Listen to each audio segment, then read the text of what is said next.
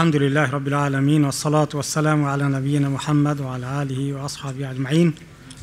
আলহামদুলিল্লাহ, আমরা সিরাতু ওমর ইবনে ফারুক রাদিয়াল্লাহু আনহুর জীবন ওনার সিরাত থেকে শুনছি। বিস্তারিত অনেকগুলো ঘটনা প্রবাহ ওনার জীবনে যেটা এসেছে, আরও বিস্তারিত আমরা শোনার সুযোগ পাচ্ছি। যদিও কোনো কোনো ঘটনা সিরাতের মধ্যে, সিরাতে রাসূলুল্লাহ সাল্লাল্লাহু আলাইহি ওয়াসাল্লামের মধ্যে আলোচনা হয়ে গেছে, কিন্তু এটার সঙ্গে ওমর রাদিয়াল্লাহু আনহুর কথা সংশ্লিষ্ট ছিল ওনার জীবনেতে, সেটা আবার এসেছে। আমরা অনেকে ভুলেও গেছি সেটা। আর এরকমই আবু বকর রাদিয়াল্লাহু আনহুর জীবনেও যেগুলো নবী করিম সাল্লাল্লাহু আলাইহি ওয়াসাল্লামের সঙ্গে সিরাতে পাকে এসেছে, ওগুলো আমরা আবার আবু বকর রাদিয়াল্লাহু আনহুর জীবনে শুনছি। এভাবে ওমর রাদিয়াল্লাহু আনহুর সংশ্লিষ্ট কিছু যদি রাসূলুল্লাহ সাল্লাল্লাহু আলাইহি ওয়াসাল্লামের সিরাতের সঙ্গে ঘটে থাকে, সেটাকে আবার হয়তো রিপিট হবে ইনশাআল্লাহ। এক নম্বর হচ্ছে যে ওনার বিভিন্ন যুদ্ধে ওনার অবদান অনেক বেশি। উনি অনেক সাহসী বীর ছিলেন, শারীরিকভাবে শক্তিশালী, মানসিকভাবে অনেক প্রকৃতিগত দিক থেকে অনেক বড় হিম্মতের লোক তিনি। তিনি যখন যুদ্ধ শুরু হতো তখন তিনি কোনো রকমেই পিছপা হতেন না, সামনের দিকে এগিয়ে যেতেন। বিশেষ করে বেশ কিছু যুদ্ধের মধ্যে ওনার ঘটনা হয়েছে। গজাত ওহদের মধ্যে, ওহদ যুদ্ধে কী হয়েছে, ওহদ যুদ্ধে যখন মুসলমানদের একটু বিজয়ের দিকে যাচ্ছিল, তখনই যখন পিছন দিক থেকে যারা পাহারা দিচ্ছিল যে পিছন দিক থেকে যেন না আসে, ওনারা যখন বিজয় দেখলেন হয়ে যাচ্ছে, পেছন দিক থেকে ওনারা ওই জায়গা ছেড়ে দিয়ে চলে আসলেন, তাই না?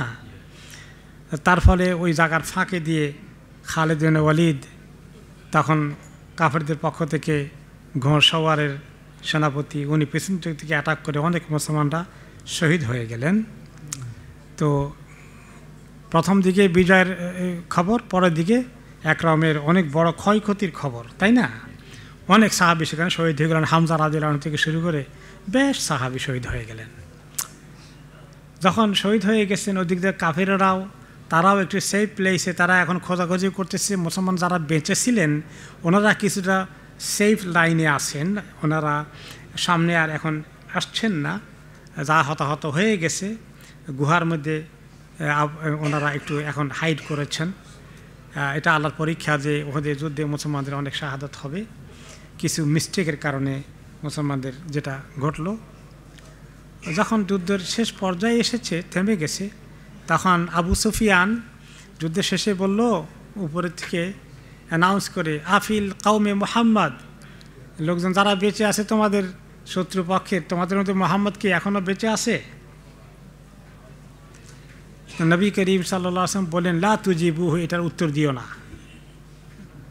কোয়াইট থাকো। এখন আমাদের বাকি তাদেরকে আহ্বান করার দরকার নাই, যারা আছে সেফ একটু তাদেরকে অ্যাটাক করে ফেলুক, কারণ আমরা এখন অপ্রস্তুত, তাই না? অনেক সাহাবী শহীদ হয়ে গেছে, বাকিরা ছত্রভঙ্গ হয়ে গেছে। লা তুজিবু, তোমরা জবাব দিও না, কেউ চুপ করে থাকো। ওনারা সবাই একটু সেফ সাইডে পাহাড়ের গুহার মধ্যে আশ্রয় নিয়েছে।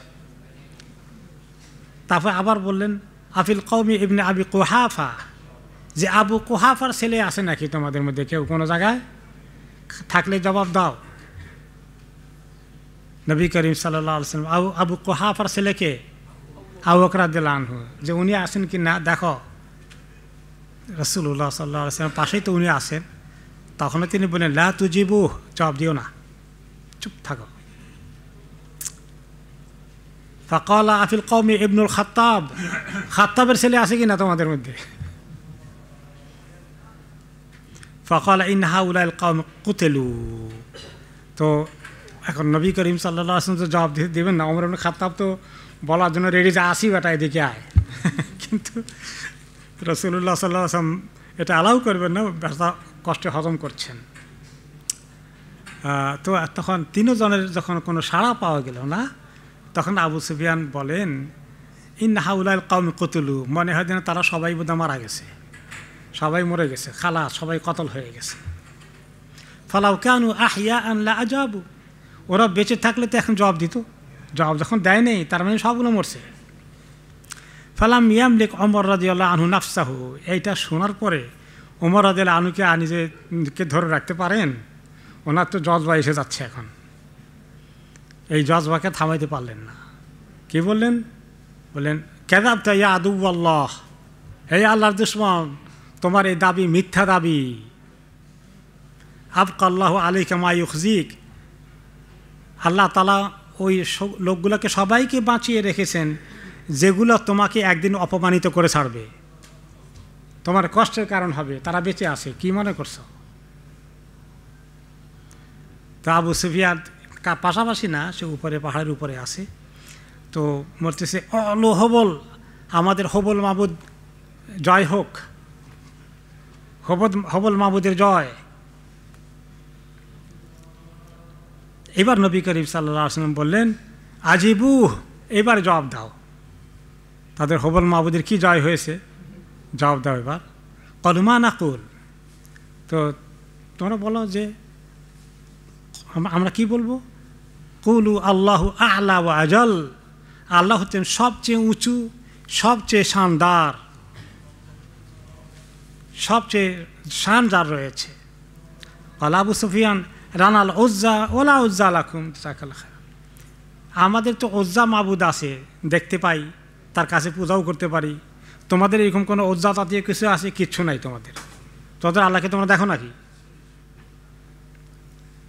ফাকাল নবী সাল্লাল্লাহু আলাইহি ওয়াসাল্লাম আজিবু, নবী করিম সাল্লাল্লাহু আলাইহি ওয়াসাল্লাম বললেন জবাব দাও এটারও।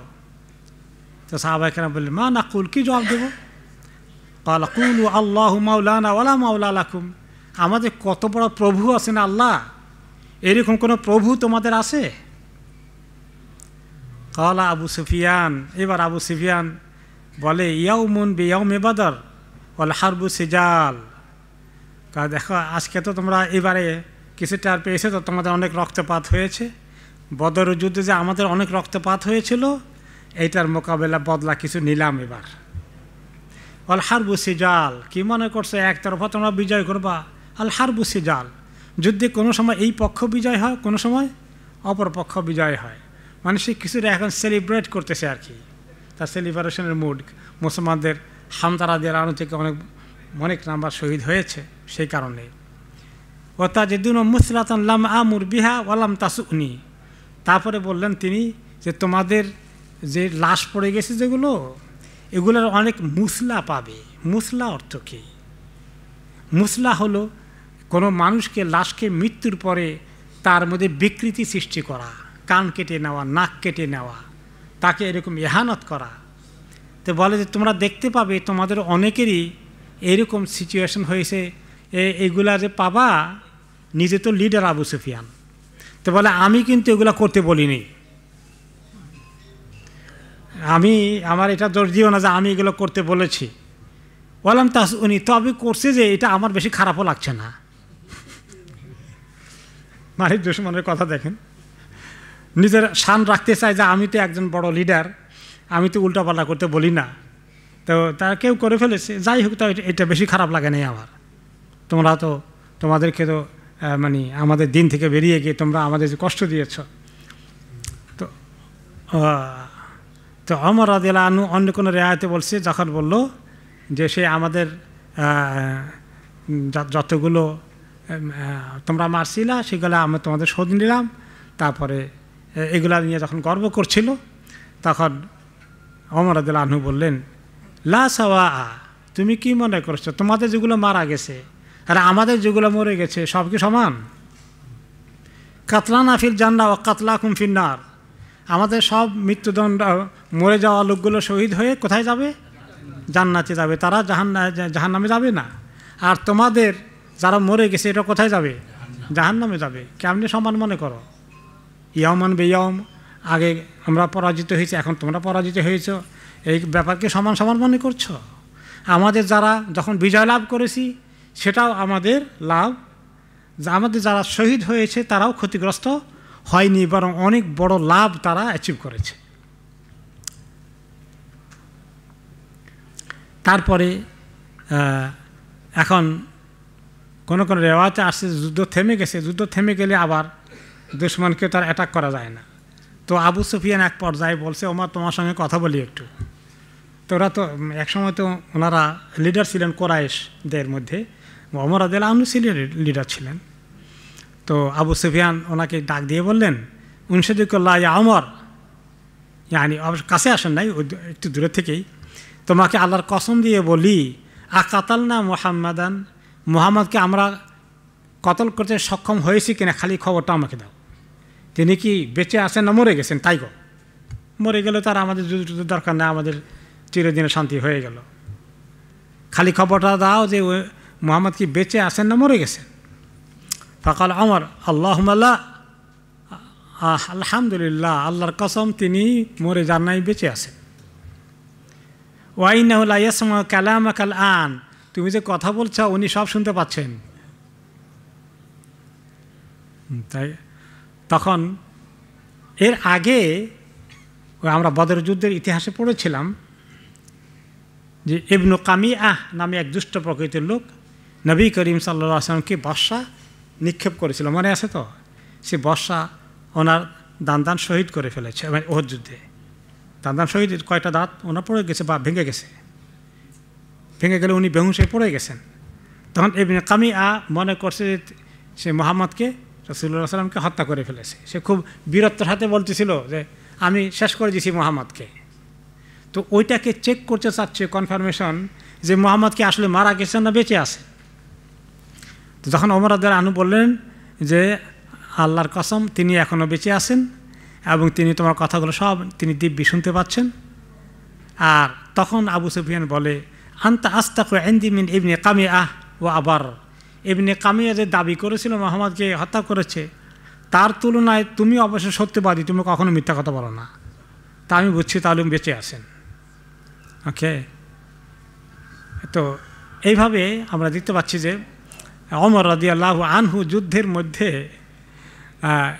কোনো রকমে উনি দুর্বল হওয়ার কোনো লক্ষণ নেই। আল্লাহ তাআলা ওনাকে এমন হিম্মত দান করেছেন, বীরত্ব কখনোই ওনার কমতি হয়নি। এখানে প্রথমে আসলো যে নবী করিম সাল্লাল্লাহু আলাইহি ওয়াসাল্লাম বললেন তোমরা জবাব দিও না। তো জবাব না দেওয়ার ব্যাখ্যা কোনো মুহাদ্দিস করেছেন যে এই জন্য জবাব দিতে নিষেধ করেছেন যে তাকে জবাব দিয়ে তার দাম বাড়ানোর কোনো দরকার নাই। আমরা কি বেঁচে আছি না মরে গেছি, আমাদের কি অবস্থা, আমরা তো এখন যা শহীদ হওয়ার হয়ে গেছে, বাকি আমাদের কাজ বাকি আছে, আমরা আগামীতে দেখা যাবে তাদের সঙ্গে ইনশাআল্লাহ আল্লাহ আমাদেরকে অবশ্যই দিনকে বিজয় করবেন, তো তার উত্তর দেওয়া দরকার নাই। কিন্তু যখন তার গর্ব অহংকার বেড়ে গেল তখন ওমর রাদিয়াল্লাহু তাআলা আনহু যখন জবাব দিলেন, ওনার বীরত্বের কাছে এটা খুব আপত্তিকর মনে হলো, তখন অবশ্য নবী করিম সাল্লাল্লাহু আলাইহি ওয়াসাল্লাম আর নিষেধ করেননি। এই হলো যে ওহদ যুদ্ধে ওনার কিছু কিছু মানে অবস্থান, একজন সাহসী বীর যোদ্ধা হিসাবে তিনি কিভাবে সর্বদা ইসলামের বিজয় বা ইসলামের শানকে ধরে রাখার চেষ্টা করেছেন। পরবর্তী পর্যায়ে বনী মুস্তালিক যে একটা যুদ্ধ হয়েছিল মদিনাতে, সেখানে একটি ঘটনা ঘটে। ওই যুদ্ধ উপলক্ষে আনসার এবং মুহাজির সাহাবিগণ সেখানে সমবেত হয়েছিলেন। তো সেখানে ওনারা যখন অবস্থান করেন, শিবির করেন, ক্যাম্পের মধ্যে থাকেন,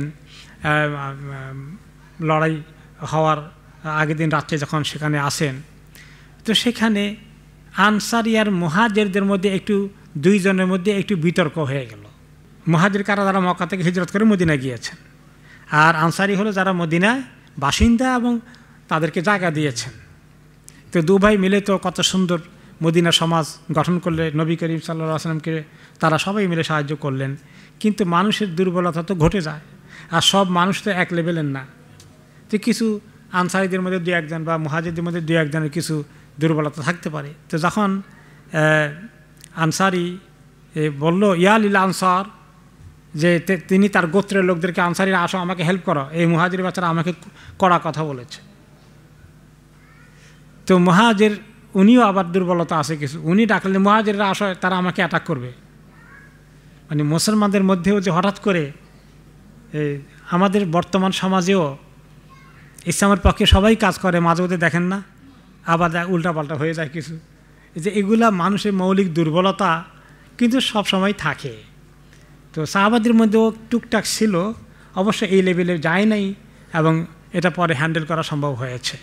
তাহলে আমরা যদি এখন দেখি যে কোনো সময় মানে মুসলমানদের মধ্যে যারা ইসলামের জন্য সবাই কাজ করে, কোনো সময় কিছু ভুল বোঝাবুঝি হয়ে যায়, এটাকে নিয়ে খুব ফ্রাস্ট্রেশনে না গিয়ে, খুব নেগেটিভ কমেন্ট কন্টিনিউ না করে দোয়া করতে থাকা এবং তাদের মধ্যে ইসলাহ করে দেওয়ার চেষ্টা করা, তাই না? তো সাহাবি মুহাজির আনসারের মধ্যে উভয়ই তো মান অনেক হাই, এত সত্ত্বেও তাদের মধ্যে কিছু মাঝে মধ্যে টুকটাক ঘটে গেছে। তো যখন আনসারি ডাকলেন, আনসারিরা আসো দেখি, এই মুহাজির আমাকে এখন এরকম করে বললো। মুহাজির বলতেছে তার ভাইদেরকে, আনসারি বলতেছে তাদের ভাইদেরকে। নবী করিম সাল্লাল্লাহু আলাইহি ওয়াসাল্লাম এটা শোনার পরে ওনার কাছে খবরগুলো দৌড়ে আসলেন, বলেন কিসের এগুলো দাবি করা হচ্ছে? মা বালু দাওয়াল জাহিলিয়া, কেন আমি জাহিলি সমাজের স্লোগান শুনতে পাই? জাহিলি সমাজের কথা কেন আমি শুনলাম এখন? এগুলো তো মাটি তিনি চাপা দেওয়া হয়ে গেছে। ইন্নামাল মুমিনুনা ইখওয়া, মুমিনরা ভাই ভাই। এখানে আঞ্চলিকতা, বংশ, জাতিভেদ এই ইসলামের মধ্যে তো এগুলো নাই। এটা কেন হলো? তখন ক্বাল ইয়া রাসূলুল্লাহ, একজন মুহাজির একজন আনসারকে এরকম বলছিল, ঘটনাটা এইভাবে হয়েছে। তো সে এটা বলল, তখন মুহাজিরও তখন রাগ সামলাতে না পারে, সেও তার লোকদেরকে ডাকলো। তারপরে তিনি বললেন দাউহা ফাইনহা মুনতিনা, খবরদার এগুলোকে ফেলে দাও, এগুলোকে ক্যারি করো না কখনো। এগুলো হচ্ছে একটা পচা দুর্গন্ধময় দাবি, সমাজকে কলুষিত করে, মুসলমানদের মধ্যে ভ্রাতৃত্বকে শেষ করে দেয়। আঞ্চলিকতা, জাতীয়তাবাদ, বিভিন্ন রকমের এই সমস্ত রেসিজম, এই মুসলমানদের জন্য সাংঘাতিক জাহিলিয়াত, এগুলো পচা দুর্গন্ধ ময়লা জিনিস, এগুলো কেন নাড়াচাড়া করো তোমরা? তো এগুলো শোনার পরে আবার খবর গেছে মোনাফেকদের সর্দারের কাছে, সেও আছে এখানে। সে প্রথমে ছিল না, পরে ছিল বাইরে দূরে একটু। সে যখন শুনলো যে মুহাজির একজন আনসারি একজনকে বকা দিয়েছে, সে বলল আব্দুল্লাহ ইবনে উবাই ফালুহা, এরকম বলছে এই মুহাজিররা যারা ভেগে আসছে আমাদের কাছে, এই কথা বলছে, এত সাহস। আমা আল্লাহ লা ইন রাজানা ইলাল মদিনাতি লা ইখরাজানা আল আযযু মিনাল আদাল। তখন সে বলে বসলো, আমরা মদিনা যাই এবারে, আমাদের মধ্যে যারা ইজ্জত সম্মান নিয়ে মদিনার যারা বাসিন্দা আছি, এই সমস্ত যারা আমাদের কাছে ভেগে এসেছে, অপমানিত, নিজের দেশ থেকে ছুটে এসেছে, সবগুলোর বাইর করে দেব। ওকে, সবগুলোর বের করে দেব। সে সুযোগ পেয়েছে। সে তো মুসলমানদের শিবিরে কেন থাকে বলেন? এই দ্বন্দ্ব লাগানোর জন্য সুযোগ খোঁজে, শয়তান তাকে এই কাজেই ব্যবহার করে। তো যখন এই খবর গেল যে আব্দুল্লাহ ইবনে উবাই এত বড় কথা বলেছে, সাহাবীরা নবী করিম সাল্লাল্লাহু আলাইহি ওয়াসাল্লামের কাছে খবর দিলেন। দেওয়ার পরে এই খবর আবার ওমর রাদিয়াল্লাহু আনহুর কাছে গেল। তিনি দৌড়ে আসলেন, ইয়া রাসূলুল্লাহ, আজকে আমাকে পারমিশন দিতে হবে, দানি আদরিব উনুকা হাদাল মুনাফিক, আর দেরি নাই, এই মুনাফিকের কল্লা আমি এখনই ফেলে দেবো, প্লিজ, এই ফিতনা মাঝকে রাখা যাবে না। ফাকাল রাসূলুল্লাহ সাল্লাল্লাহু আলাইহি ওয়াসাল্লাম দাহু লা ইয়াতাহাদ্দাসুন নাস আন্না মুহাম্মাদান ইয়াকতুলু আসহাবা। থাক ওমর, রেখে দাও, এটা ফিতনার কারণ হবে। আরও লোকেরা বলাবলি করবে যে মুহাম্মদ তার উপর যারা ঈমান এনে তার গ্রুপের সঙ্গে থাকে তাদেরকেও পারলে কতল করে দেয়, কারণ সে তো মুসলমান পরিচয় দিয়া মুসলমানদের বাহিনীর ভিতরে আসে, তাই না? ভিতরে সে কিন্তু ইসলামের দুশমন, কিন্তু বাইরে দিয়ে কি ক্লেম করে সে মুসলিম। এখন কেউ যদি বলে আমি মুসলিম, এখন আপনি কেমনে বলবেন যে না তুমি মুসলিম না? তো কিন্তু রাসূলুল্লাহ সাল্লাল্লাহু আলাইহি সাল্লাম যদিও জানতেন সে মুনাফিক, কিন্তু আল্লাহ তাআলা আমাদেরকে সেই যদি যতক্ষণ পর্যন্ত ইসলাম থেকে সরে না যায় নিজে, ততক্ষণ তো আর তাকে মুসলমান লিস্টে নাম থাকবে, কিন্তু আসলে আল্লাহ তাআলার কাছে মুনাফিক। এই জন্য তো মুনাফিক কাকে বলে? যদি শুধু কাফের হয়ে যায় তাকে তো বলবে কাফের। তো মুনাফিক কাকে বলে? যে ভিতরে কাফের আর উপরে ক্লেম করে মুসলমান, সেই হলো আব্দুল্লাহ ইবনে উবাই। তো এখন লোকেরা জানে, আরব দেশের লোকেরা যারা মুসলিম না তারাও জানে যে যখন যদি এই আব্দুল্লাহ ইবনে উবাইকে হত্যা করা হয়, বলে মুসলমানদের ভিতরে নিজেদের একজনকে তারা হত্যা করে ফেলেছে। এই যে একটা নেগেটিভ প্রপাগান্ডা যাবে ইসলামের ব্যাপারে, সেটাকে তিনি অ্যালাউ করলেন না। তাহলে আপনারা দেখতে পেরেছেন যে নবী করিম সাল্লাল্লাহু আলাইহি ওয়াসাল্লাম যেভাবে নেতৃত্ব দিয়েছেন এবং তাদের উপরে দায়িত্ব থাকে, তারা কিছু কিছু কাজ এভাবে করতে হয়, অন্যদের কাছে এটা পছন্দ নাও হতে পারে। ইসলামী এরকম খেলাফত যখন হবে, ইসলামী রাষ্ট্র যখন কায়েম হবে, তখন রাষ্ট্রের যিনি প্রধান থাকবেন তিনি হয়তো কোনো কোনো ডিসিশন অনেক ভেবে চিন্তে নেবেন। সাধারণ পাবলিক মনে করে এর আর দেরি করা দরকার নেই, এখনই শাস্তি দেওয়া হোক। কিন্তু তার শাস্তিটা যদি ইসলামের জন্য বড় একটা ফিতনা হয়ে যায়, আজকালকার জমানা মনে করেন যেভাবে এরকম কিছু যদি উল্টাপাল্টা ঘটে, তাহলে ওই যে সোশ্যাল মিডিয়ার মাধ্যমে সারা দুনিয়া চাউর হয়ে যাবে, তাই না? যে এই যে একটা অপপ্রচার হয়ে যাবে।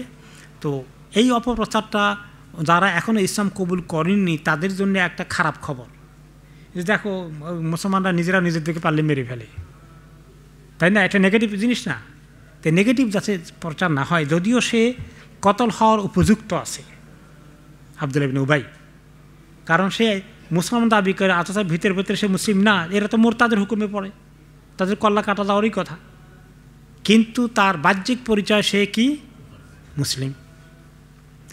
তো যে এই কথাটা আরব সমাজে বা অন্যান্য এলাকায় খবর হয়ে যাবে যে মোহাম্মদ উল্টাপাল্টা নিজের লোকদেরকেই কতল করে, তাহলে এটা একটা ভেরি নেগেটিভ মেসেজ চলে যাবে। এই জন্য নবী করিম সাল্লাল্লাহু আলাইহি সাল্লাম অ্যালাউ করলেন না। তিনি কি বললেন? পরে আরেকটি রেওয়ায়েতে আসছে একটা লম্বা কথা, ফাকাইফা ইয়া ওমর ইদা তাহাদ্দাসা আন-নাসু আন্না মুহাম্মাদান ইয়াকতুলু আসহাবা। ওমর, তুমি কি জানো এই কথা যদি প্রচার হয়ে যায় বিভিন্ন কবিলায়, মানুষ কীভাবে কথা বলে যেতে মোহাম্মদ সুযোগ পেলে উল্টোপাল্টা একটু কিছু করলেই তার নিজের লোকদেরকেই কতল করে ফেলে। কাজেই এটা এক নিষ্ঠুর দিন।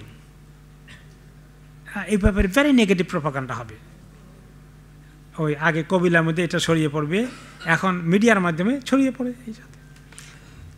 তারপরে এখানে আমরা যেটা শিক্ষা পাই যে নবী করিম সাল্লাল্লাহু আলাইহি সাল্লাম সামাজিকভাবে অপপ্রচার যাতে না হয় সেগুলোর ক্ষেত্রে তিনি ইসলামের দাওয়াতি কাজে যাতে ক্ষতি না হয়ে যায় এগুলোকে তিনি নোটিশে নিয়েছেন।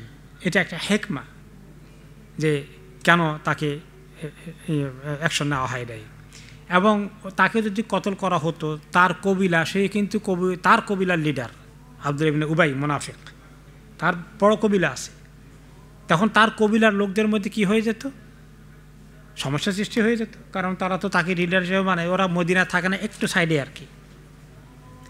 তো এটা আরেকটি বিশৃঙ্খলা সৃষ্টি হয়ে যাবে।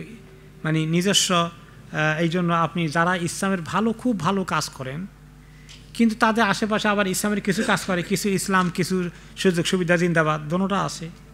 এখন এইখানে আপনি একেবারে কোনো ক্ষেত্রে ভ্যারি ক্লিয়ার লাইনে যেতে পারেন না, মাঝে মাঝে একটু কম্প্রোমাইজ করে চলতে হয় কিনা বলেন? হয় বলতে।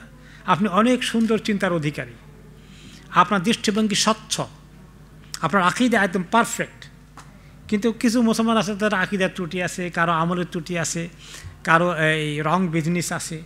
এখন এগুলাকে অনেক সময় খুব কঠোরভাবে যদি মোকাবিলা করেন তাহলে ফিতনা বেড়ে যেতে পারে। আমি একটা এক্সাম্পল দিই, যে এখন মনে করেন যে অনেক সময় আমাদের দেশে বা এই যে মিডিয়ার মধ্যে ইসলামিক অঙ্গনে দাওয়াতি কাজের অনেক যুদ্ধ চলতেছে মনে হয় যেন, তাই না? যে এই বক্তাকে ওই বক্তা, ওই বক্তাকে এই বক্তা আনসার করতেছে পাবলিক এইভাবে করে। তো এটা কি খুব পজিটিভ না এর মধ্যে কিছু নেগেটিভিটি আছে? নেগেটিভিটি আছে। তাহলে এটাকে কিভাবে পজিটিভ করা যায়? এই যে অমুকে এই কথা বলছে, আর এটা জাহেল কিছু জানে না, এইভাবে না বলে এই যে উনি যে কথাটা বলেছেন এটা তো আসলে কোরআন হাদিসের এই হাদিসের সঙ্গে মিলে না, কোরআনের এই আয়াতের সঙ্গে মিলে না, সালফে সালেহিনের কথার সঙ্গে মিলে না। সেই হিসাবে ওইটা বোধহয় গ্রহণ করাটা সেফ হবে না, সহি বোধহয় এইটা হবে। আপনারা চিন্তা করে দেখেন, লেখাপড়া করেন, একটা পজিটিভ মাইল্ড অ্যাপ্রোচ ভালো হবে না একদম এরকম। তো এইগুলো অনেক কিছু শিক্ষণীয় আছে। তো রাসূলুল্লাহ সাল্লাল্লাহু আলাইহি সাল্লাম অনেক ক্ষেত্রেই তিনি অবশ্যই ফার্ম ছিলেন, কিন্তু কোনো অ্যাকশনে তিনি কিছুটা আপোষ করেছেন। হকার বাতিলের আপোষ নয়, সেটা অ্যাকশন নিতে গিয়ে তিনি কম্প্রোমাইজ করেছেন। তো এগুলো আমাদের জন্য অনেক লেসন আছে। তো তিনি যে বললেন ফাকাইফা ইয়া ওমর ইদা তাহাদ্দাসা আন-নাসু আন্না মুহাম্মাদান ইয়াকতুলু আসহাবাহু, কেমন হবে বলো তো ওমর, লোকেরা যদি বলে যে মুহাম্মদ নিজের সাথীকে হত্যা করে ফেলেছে। আসলে তো ওনার নিজের সাথী না, মুনাফিক কি ওনার সাথী নাকি? হত্যা করা তো মানে আর শরীরের দিক থেকে জায়েজ কাজও আছে, কিন্তু এখানে মাসলাহাটা হলো, হেকমা হলো যে এইটা ফিতনা সৃষ্টি করবে মোর, এবং দাওয়াতি কাজের জন্য কিছু অসুবিধা, বাধা বিপত্তি সৃষ্টি হয়ে যাবে। তো লা ওয়ালাকিন ইদান বির রাহিল, তো এখন ওইখানে এই ব্যাপারটা বেশ কিন্তু একটু কানাঘুষা চলতেছে, একটু টেনশন শুরু হয়ে গেছে আনসারি এবং মুহাজিরদের মধ্যে। দেখেন, নেগেটিভ জিনিসটা কিন্তু সহজে বিদায় হয় না, এটা শয়তান কিন্তু মানুষের মধ্যে ওয়াসওয়াসা নিয়ে আসে। নবী করিম সাল্লাল্লাহু আলাইহি ওয়াসাল্লাম কী করলেন, তখন কিন্তু রাত্র, ওনারা ঘুমের জন্য প্রস্তুতি নিচ্ছেন, এই সময় তিনি বিশ্রাম করার কথা। রাসূলুল্লাহ সাল্লাল্লাহু আলাইহি ওয়াসাল্লাম এই ফিতনাকে চিন্তা করলেন যে এখন এরা বসে বিশ্রাম নিবে না, কী করবে জানেন? ওই অন্ধকারের মধ্যে গিয়ে, শুনছ ওই কী করছে, কী বলছে দেখছ, এই ফুসফুসানি শুরু করে দিয়া, এটা মানে আরেকটু টেনশন চলতে থাকবে। টেনশন সরানোর জন্য নবী করিম সাল্লাল্লাহু আলাইহি ওয়াসাল্লাম বললেন, ওয়ালাকিন ইদান বির রাহিল, চলো আমরা সবাই এখন এখানে আর রেস্ট নেবো না, আজকে এখানে ঘুমাবো না, আমরা সামনে দিকে চলতে থাকবো। কাজে লাগাই দিলে, ব্যস্ততার মধ্যে লাগাই দিলে মুখটা থামবে, বেকার বসে থাকলে ওই নেগেটিভ প্রপাগান্ডা চলতে থাকবে। সুবহানাল্লাহ। ওয়াযালিকা ফি সাআতিন লাম ইয়াকুন রাসূলুল্লাহ সাল্লাল্লাহু আলাইহি ওয়াসাল্লাম ইয়াতাহিলু ফিহা, এটা ছিল এমন একটা সময় যে সময় সাধারণত রাসূলুল্লাহ সাল্লাম রেস্ট নেন, ঘুমান, তিনি এই সময় সাধারণত সফর অব্যাহত রাখেন না, কিন্তু তিনি দেখলেন এই ফিতনা, এটা ফুসফুসানি চলতে থাকবে, কাজে লাগাই দেই। বেকার মস্তিষ্ক শয়তানের বাসা, যে যখন সবাই কাজে এখন রাস্তায় চলা শুরু করে দেবে, টায়ার্ড হয়ে যাবে চলতে চলতে, তখন আর ফিতনা মাথার মধ্যে বেশিক্ষণ থাকবে না। ফারতাহালান নাস, সবাই চলে গেল। তো সুবহানাল্লাহ, এই যে এখান থেকে বিশাল একটা হেকমা শেখা গেল নবী করিম সাল্লাল্লাহু আলাইহি ওয়াসাল্লামের লিডারশিপের উপরে। তাহলে এই যে একটা মানে একটা ইমপ্রেশন মানুষের কাছে কেমন হবে, এগুলো অনেক কিছু দাওয়াতি কাজের, ইসলামী কাজেরও অনেক কিন্তু হেকমা এখানে আছে। আপনি সব কথা সব জায়গায় বলতে হবে না, এবং সব কথা সব জায়গায় একরকম করে বলতে হবে না। খাতিবিন নাস আলা কাদরে উকুলহিম, মানুষের আন্ডারস্ট্যান্ডিংয়ের লেভেল অনুযায়ী কথা বলেন। কারণ আপনি যদি একটা ভেরি ইন্টেলেকচুয়াল লেভেলে, সব হাইলি এডুকেটেড, বড় বড় ডিগ্রিধারী, তাদের সামনে একটা কথা বলতেছেন, সেখানে মনে করেন যে এক ধরনের একেবারে আপনি একেবারে একটা গ্রামে চলে গিয়েছেন, সেখানে সাধারণত একেবারে মানে ছোটোখাটো লেভেলের লোকজন, লেখাপড়া হাইলি এডুকেটেড কেউ না, সেখানে একটু কথা বলতেছেন, দুইটার মধ্যে একটু খেয়াল করতে হবে যে দুইটার স্ট্যান্ডার্ড একটু ডিফারেন্ট আছে। এরকম অবস্থায় বাচ্চাদের সঙ্গে যেভাবে কথা বলবো, মুরব্বীদের সঙ্গে এইভাবে না।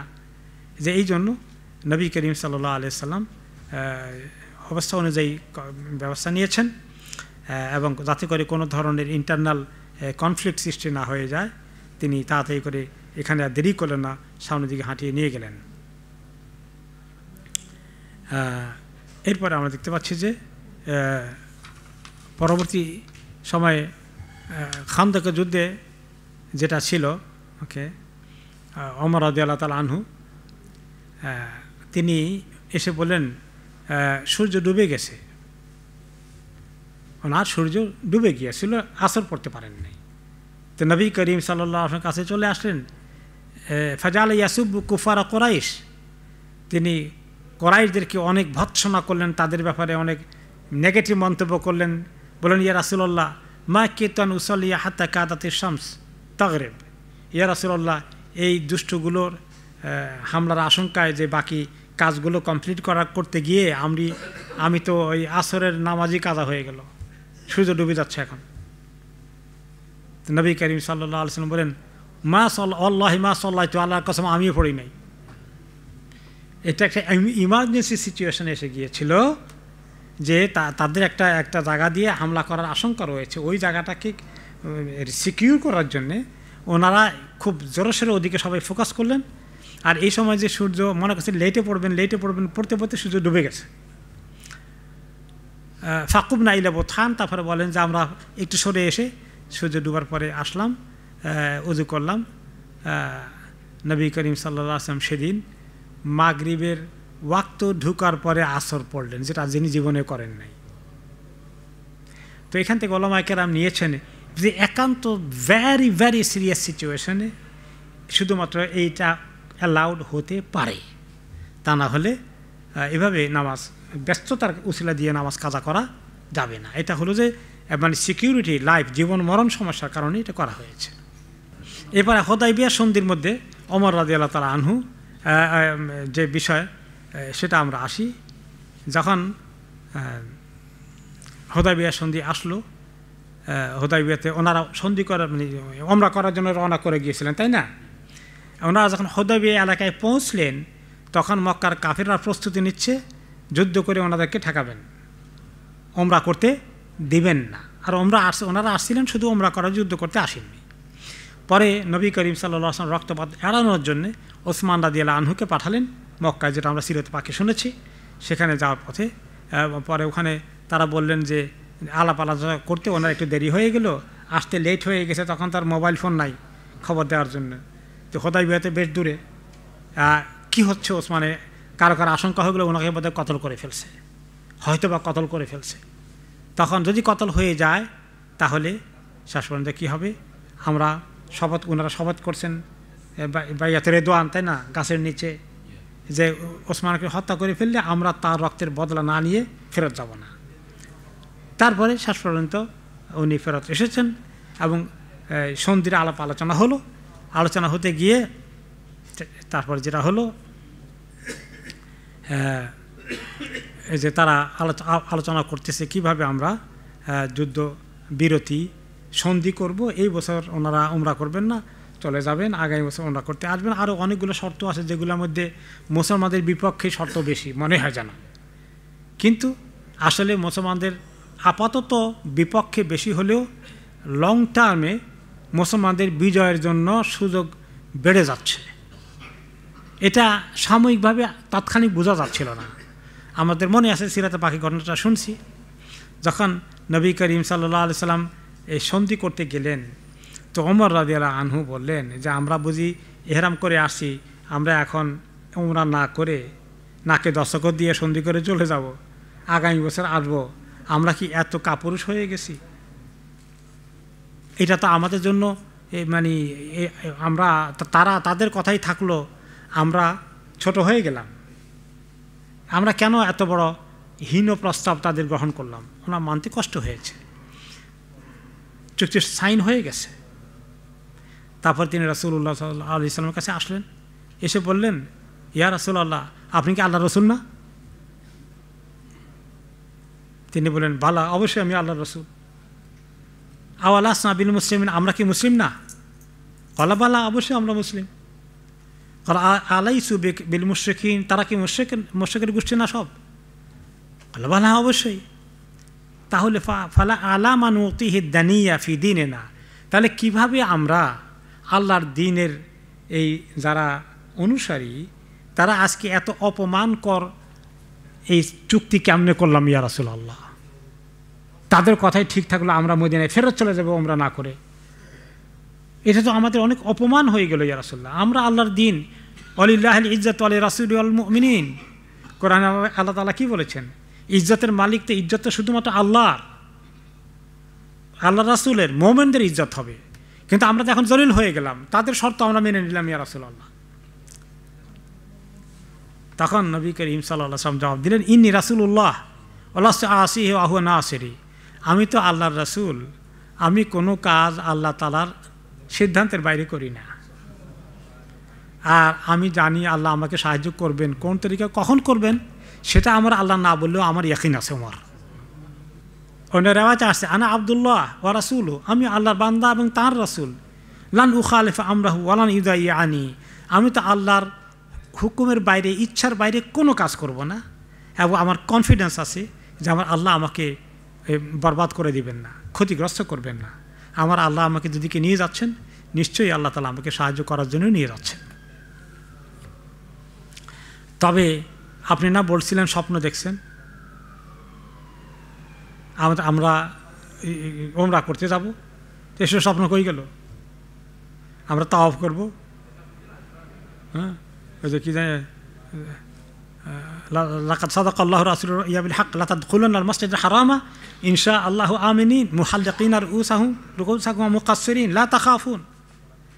এইসব কথা বলছে, কোরআনে আসছিল না? সেগুলো গেল কই? এখন তো আমরা ওমরা না করে ফেরত যাচ্ছি। কোথায় আমরা মাথা চুল কাটবো, কেউ কেউ মাথা নেড়ে করবো, সব আল্লাহ আপনি শুনাইলেন আমাদেরকে। এখন তো আমরা মদিনায় চলে যাচ্ছি। তো নবী করিম সাল্লাল্লাহু আলাইহি ওয়াসাল্লাম মনে আছে আপনাদের? হ্যাঁ, তিনি বললেন, তা আমি তো বলছি, কিন্তু আমি কি বলছিলাম যে এই বছরই করব? আখবার থেকে আন্না নাতি হাদাল আম, এই বছরই করে ফেলো, এই বছর এরকম করে ফিক্স করে বলছিলাম? আমি তো চেষ্টা করেছি তোকে। কল আল্লাহ, না ওইটা বলেন নাই অবশ্য। কলা ফাইনাকা আতিহা ও মোতায়ফুন বিহি, আমার আপনি মনে রাখেন, আপনি আসবেন, তাওয়াফ করবেন এবং আপনি আল্লাহর ঘরে পৌঁছবেন, একদিন আল্লাহ এটা দিবেন আপনাকে সুযোগ, কোনো সন্দেহ আমার নাই। ওমর রাদিয়াল্লাহু আনহু তখনও ইতমিনান হচ্ছে না। কার কাছে গেলেন? আবু বকর রাদিয়াল্লাহু আনহুর কাছে গিয়ে আবার রিপিট করেন, ইয়া আবু বকর আলাইসা বিরাসূলিল্লাহ, এই আবু বকর বলেন তো, উনি কি আল্লাহর রসুল না? উনি কি আল্লাহর সত্যের রসুল না? হ্যাঁ অবশ্যই। আমরা কি মুসলিম না? আল্লাহর কাছে আত্মসমর্পণকারী আমরাই কি আল্লাহর মুসলিম, যাদেরকে আল্লাহ পছন্দ করার কথা, আমরা কি সেই দলের অন্তর্ভুক্ত না? হ্যাঁ অবশ্যই। এরা কি সব মুশরিক না? এরা আল্লাহর দুশমন না? অবশ্যই। তাহলে কেন আমাদের দ্বীনের ইজ্জতকে আজকে আমরা জলিল করে দিয়ে মদিনায় চলে যাব? তো আবু বকর রাদিয়াল্লাহু আনহু ওমর ফারুককে বুঝালেন, এই সমস্ত আর্গুমেন্ট বাদ দাও, ওকে? তুমি আমি ফাইনি আশহাদু আন্নাহু রাসূলুল্লাহ, আমি সাক্ষ্য দিচ্ছি তিনি আল্লাহর রাসূল। ওয়া আন্নাল হাক্কা মা আমারা বিহি, তিনি যেটা হুকুম দেন এইটাই আসল হক। ওয়ালান নুখালিফা আমরাল্লাহ ওয়ালান ইদাইয়াহুল্লাহ, আমরা কেউ ওনার মাধ্যমে আল্লাহর নাফরমানি করছি না, আল্লাহর হুকুমের বাইরে আমরা কেউ যাচ্ছি না। এবং আমার কনফিডেন্স আছে যে আল্লাহ তাআলা ওনাকে কখনোই ব্যর্থ করবেন না, বরবাদ করে দিবেন না, ওনাকে আল্লাহ তাআলা এমনি ছেড়ে দিবেন না যে হি ইজ লস্ট, এরকম হবে না কখনো। ওমর তুমি থামো। তো এই ঘটনায় আমরা দেখি যে ওমর রাদিয়াল্লাহু আনহুর ফিলিংটা এখানে আলোচনার বিষয়। সেটা কি? যে উনি দ্বীনের ব্যাপারে ওনার যে মানে কম্প্রোমাইজ না করার মানসিকতা, এই মজবুতি, এইটা হলো মেইন কথা। যদি কোনো কোনো ক্ষেত্রে ওনার একটু জজবা একটু বেশি এসে গেছে, কিন্তু উনি নিজের জন্য এই জজবা না। কার জন্য জজবা? আল্লাহর দ্বীনের জন্য জজবা। এটাই এই জিনিসটা মানে ওনার ভিতরে যে একটা বড় একটা পজিটিভ জিনিস, যদিও লিটল বিট নসিহত শুনে তিনি অবশ্যই পরবর্তী পর্যায়ে আল্লাহ তাআলা ওনাকে অবশ্যই শান্ত করেছেন।